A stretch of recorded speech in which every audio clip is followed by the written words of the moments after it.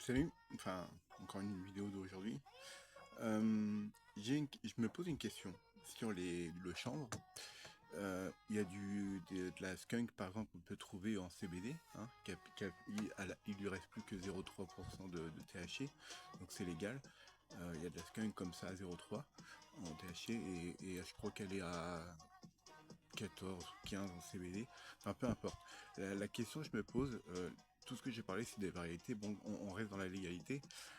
Imaginons que j'ai un skunk mâle et j'ai un white widow femelle. Ok, ils se pollinisent. Ok, et ensuite on fait la même chose mais l'inverse, c'est-à-dire c'est le white widow qui est le mâle et la skunk est femelle.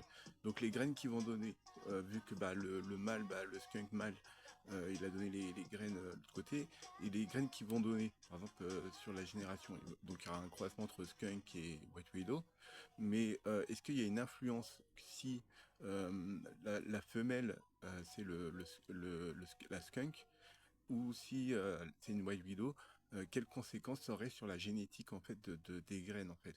Est-ce que la plante femelle euh, donne plus de gènes justement du white widow ou si c'est le mâle qui donne plus de gènes liés au pollen.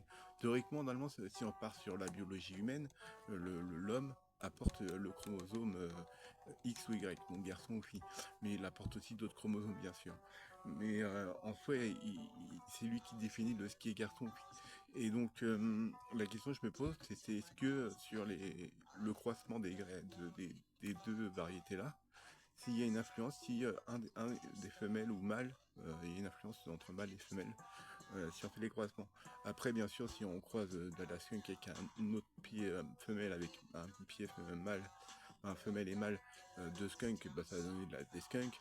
Mais la question que je me pose est que si on prend deux espèces, enfin deux variétés, si il y en a un c'est le mâle et on fait skunk white widow, mâle et femelle et qu'on inverse les rôles et les graines, est-ce que ce sera le résultat sera le même ou est-ce qu'il y aura une influence, tu vois, sur la génétique?